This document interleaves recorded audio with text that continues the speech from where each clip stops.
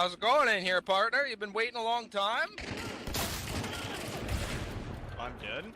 Welcome, I'm Raiden, and this is Blue Order Gaming. On today's episode of Raiden Reviews, I'm going back to zombie-infested 1863, It's Hunt Showdown, developed by Crytek. This is the game where sound is your worst enemy. I originally covered this game back over a year ago when it first released in Early Access, and I also gave Hunt my Early Access Game of the Year of 2018. As always, subscribe and click the bell if you want to be notified when I upload the next installment of Raiden Reviews. But now, let's actually get into the review of Hunt Showdown, starting, as always, with graphics. This is actually a really easy category to cover. This is a game made by Crytek in CryEngine.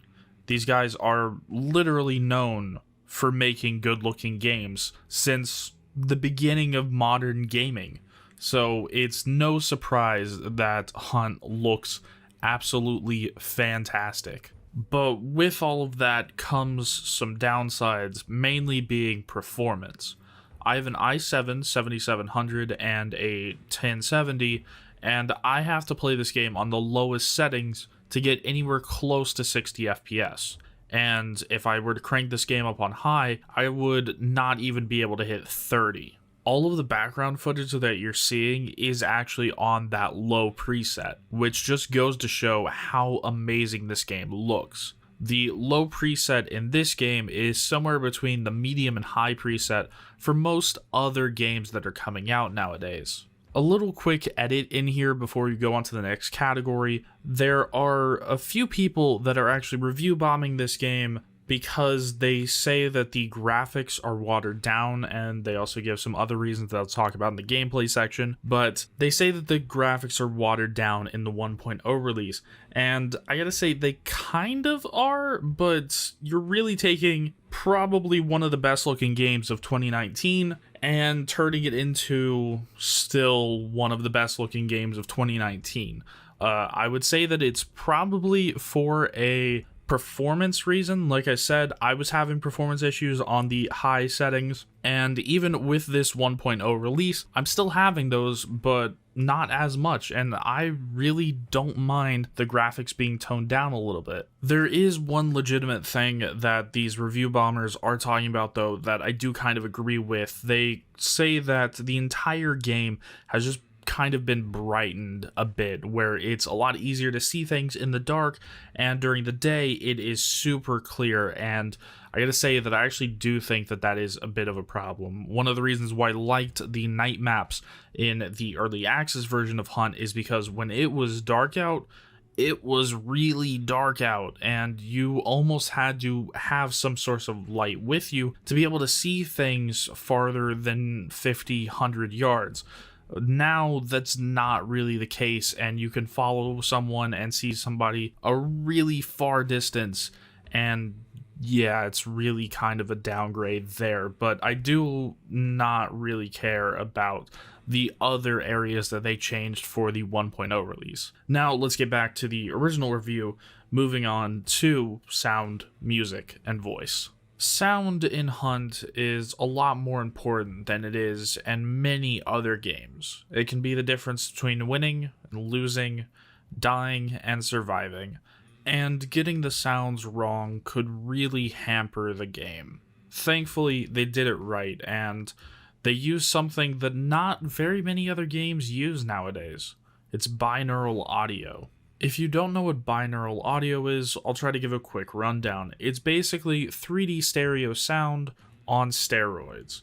It requires special recording equipment, and it's to help you have more of a sense of direction when listening to stereo sounds. You've probably seen one of these if you've ever seen some of those more high-tech ASMR channels on YouTube. It's the microphone that looks like a pair of ears. It allows you to record sounds and have them give a better direction, a forward or backwards or up or down, and it allows the ear to give a better sense of direction, which is quite interesting in a game where a large portion of it is trying to hunt down other people.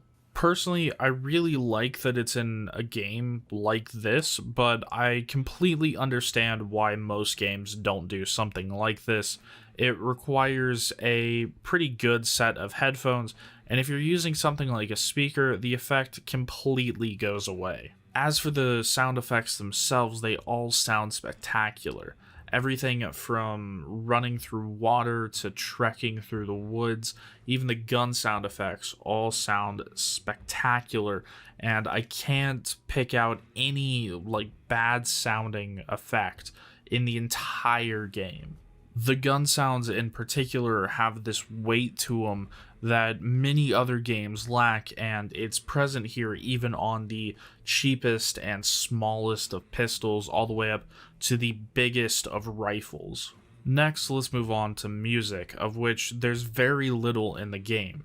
There's none while you're actually playing because sound effects are so important there. It's only during the menus, of which there's only 1 or 2 songs that actually play.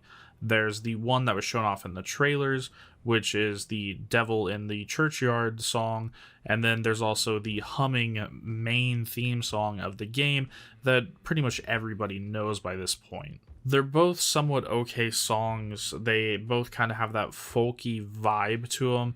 I thought that I would get really annoyed of the humming song, but actually I could listen to that for a long time. Devil in the Churchyard, on the other hand, I haven't really heard that one that much, but that one could get a bit more annoying. Next, let's move on to voice acting, of which, who would have known, there is none. So let's move on to the story, of which there's also very little. If you thought that something like Dark Souls had a story that you had to dig for, well, you haven't seen anything yet. Hunt definitely has a story that you have to dig for. I've played Hunt for upwards of 90 hours, and still, I have almost no idea what's going on story-wise. In fact, in the beginning of this video, I got the date that the game takes place in off by at least 30 years. There is somewhat of a story here. I know that there is, but it's going to take you a while to figure it out, and so far it has not revealed itself to me. Next, let's move on to gameplay.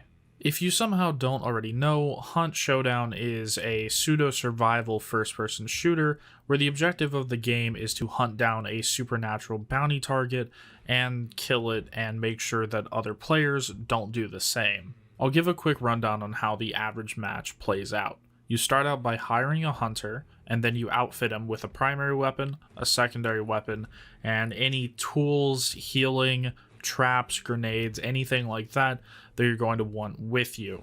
This is where the pseudo-survival part of Hunt Showdown comes into play.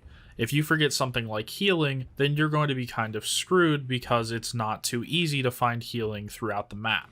On top of that, weapons don't spawn with a ton of ammo, although it is much easier to find ammo throughout the map than it is, say, something like healing. After you have your hunter outfitted to your preference, you can join with up to 2 friends and pick a contract to go after. This is just picking which boss or bosses you want to fight against. There are currently 3 bosses in Hunt, but you can only have 2 active during any given contract. After you've chosen a contract, you and your group will spawn in, and you'll have to find 3 clues to uncover the location of the boss. If there's 2 bosses on the map, then you'll have to find 6 clues total to find the location of both bosses. You can also stumble upon the location of a boss while looking for your clues, meaning that you won't have to find the remaining clues for that boss. Alternatively, if one of the other teams kills one of the bosses, you will be notified of its location. Including your group, there's a total of 12 players in a match. This could include something as simple as 4 groups of 3 players, or it could be more spread out like 4 solo players, 2 groups of 2 players, and 2 groups of 3 players. It doesn't really matter, but the total player count will still equal 12. After you dispatch a boss, it will drop 2 bounty tokens that you will have to reach extract with. Once you extract, you'll receive an amount of XP and money depending on how many things you killed, how many clues you found, how many players you killed, and so on. It doesn't sound too difficult, but then you have to add in the fact that there are several other teams all trying to complete the same objective as you. While the same clue can be used by multiple teams, each boss will only drop 2 tokens, and teams will fight over them. There's voice chat in the game to communicate from one team to another, but this game is always a shoot on sight kind of deal. Now, what do you use that money and XP on? Well, money is used to buy items in the game, and XP is used to unlock items for purchase. In the 1.0 patch of Hunt, they also added in weapon XP that unlocks new versions of said weapon when you use a kind of simple version of a weapon. It's all really simple, but what's not simple is some of the other things that they changed in the 1.0 patch. I didn't want to forget to talk about this, so let's address the other points of the game's recent review bombing. The main 2 points that I haven't talked about yet are the change to weapon sway and the menu overhaul. Before the 1.0 release, weapons in Hunt had considerable sway. Personally, I would say way too much.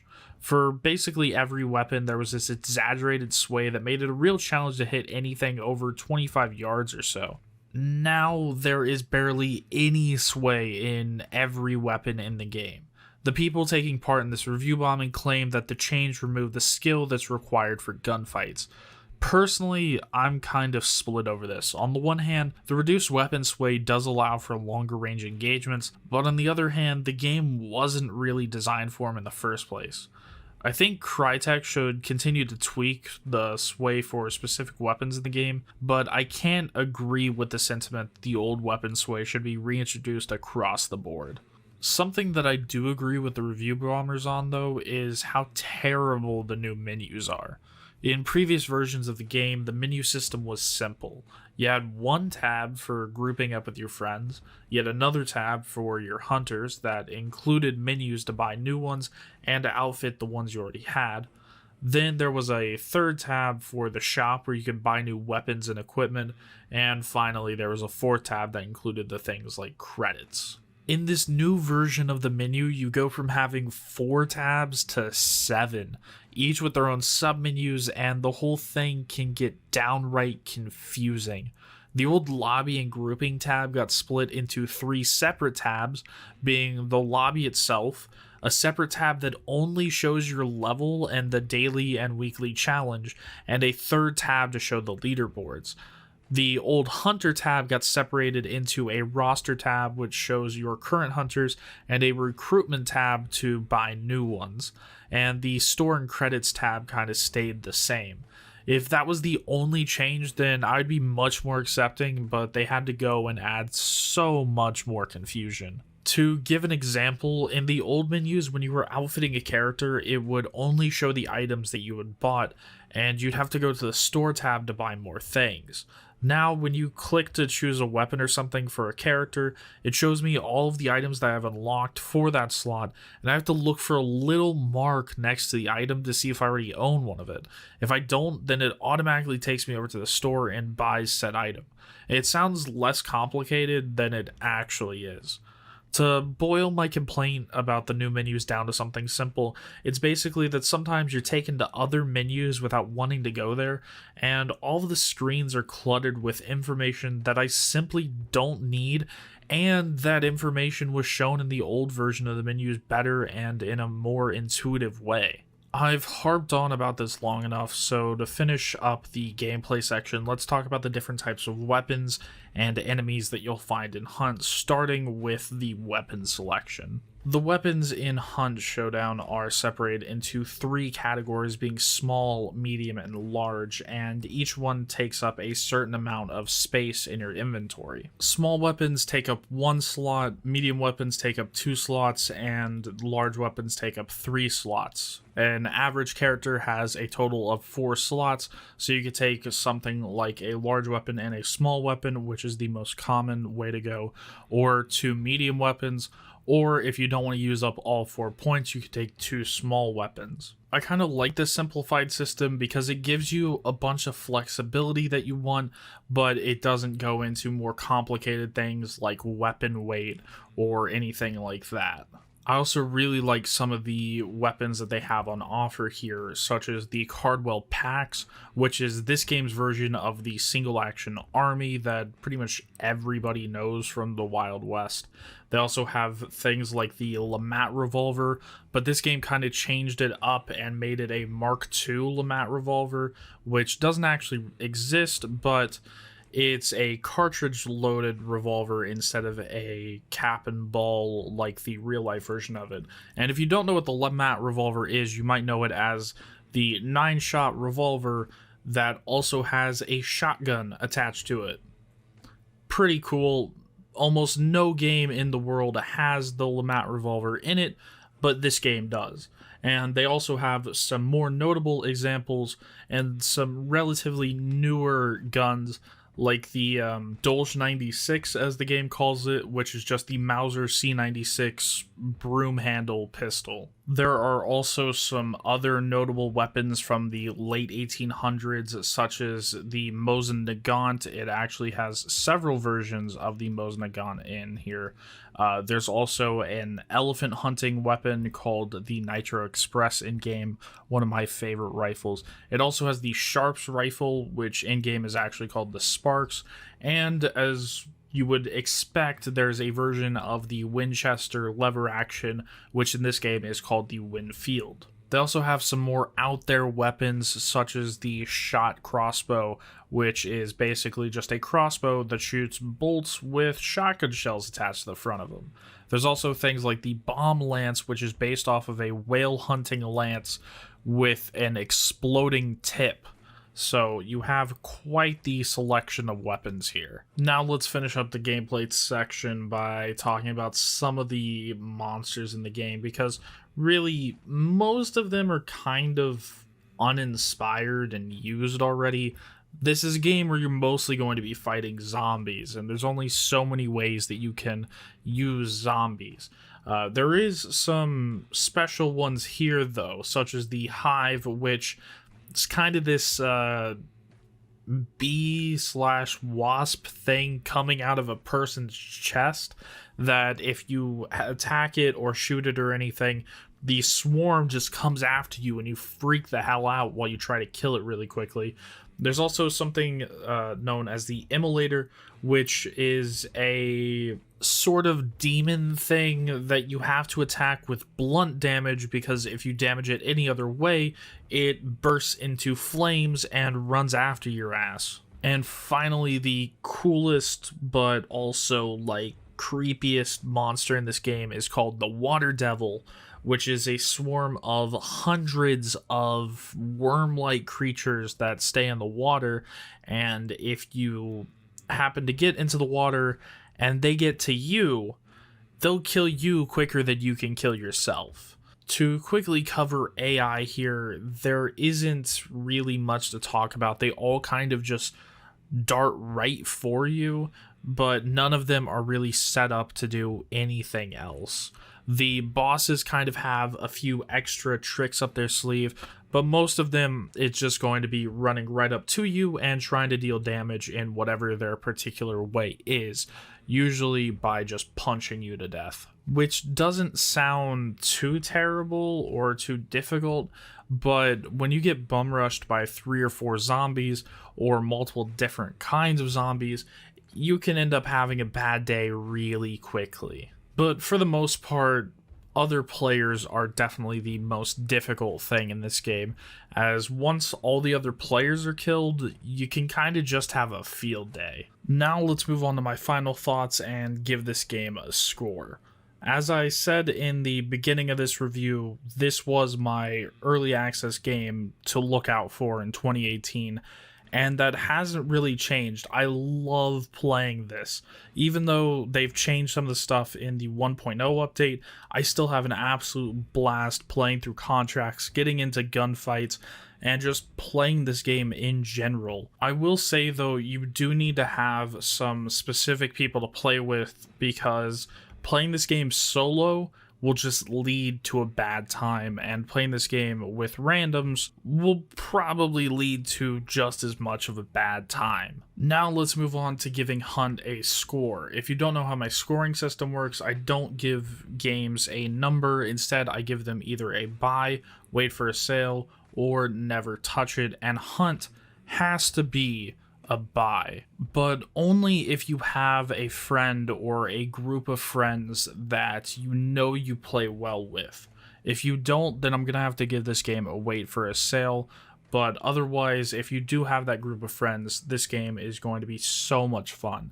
I have 100 hours in Hunt, and I can't wait to put another 100 hours into it. Hunt just gives this unique experience that I haven't really found in any other game, and because of that, I've just loved every minute of playing it. And that's all I really have to say about it. If you have any questions about Hunt, leave them in the comments. As always, I'm Raiden from Blue Water Gaming, and I'll see you in the next one.